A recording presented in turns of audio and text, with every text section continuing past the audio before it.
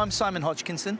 I'm the former Chief Information Security Officer at BP. I did that for the last 4 years of my career at BP.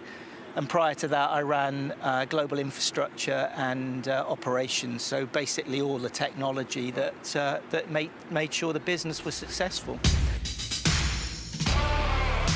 It's a long time since I've been in this part of Paddington.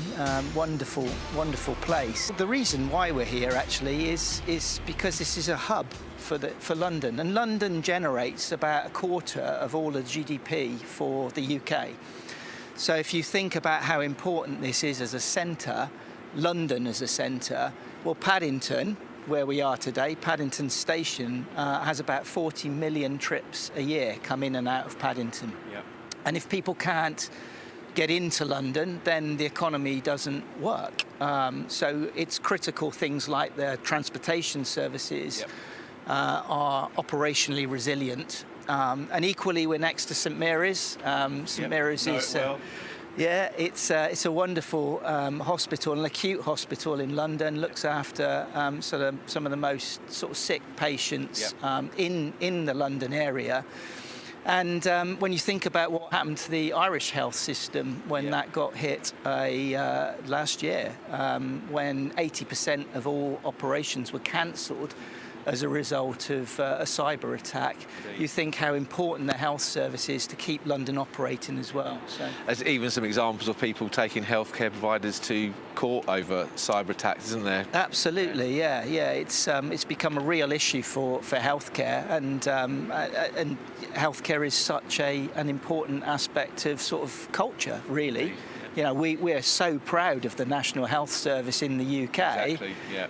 And the last thing, when WannaCry hit and people thought that the National Health Service had been targeted, there was this massive uproar as a result of that. Took it personally, didn't they? Absolutely, emotionally, actually. A national treasure being attacked. Indeed, yeah. So it's great to be in Paddington today and be sat outside in the beautiful sunshine.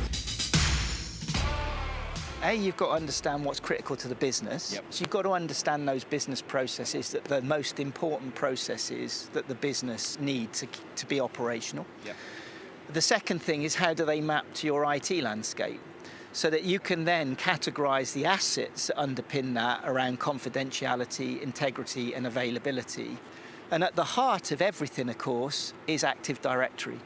So Active Directory has to be the crown jewels, because actually if Active Directory isn't working for the vast majority of organisations, that means none of the technology is working. Collateral damage type events, they typically hit those things that are simple hygiene issues. So single factor authentication, so people haven't put multi-factor in place. Not patching. Not really understanding what your internet footprint looks like, and making sure that you've protected it. So, you know, when the pandemic hit, lots of people tried to get the business running, right thing to do, but an awful lot of things like remote desktop protocols were opened up on the internet facing. That is just heaven for a threat actor.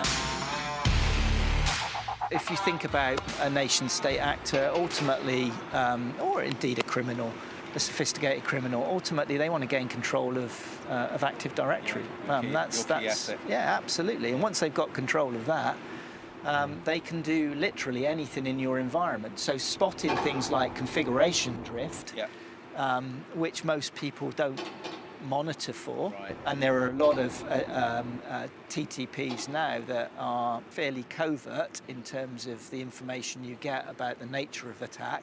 You need great technology that is monitoring Active Directory for configuration drift. Another classic example, a classic mistake people make is that they prioritize recovery based on applications. But an application in isolation is useless. An application that supports an end-to-end business process needs all of the other applications recovered in order to be able to get the business back and operating, which includes Active Directory. Azure Active Directory now is getting not as critical, but very, very critical, like AD, because many people use Azure Active Directory as their mechanism for single sign-on. And single sign-on is an absolutely critical control so that you can manage joiner, mover, leaver. And I see so many public and private organizations that do such a poor job of managing joiner, mover, leaver, that even with the best cyber controls in place, if you're leaving a disgruntled employee with access to your keys of the kingdom, you have a big problem on your hands. Actually investing in either your own people or partners who can bring that expertise around AD is absolutely critical. As we've said, if you lose AD, you've lost your business. It's that extreme.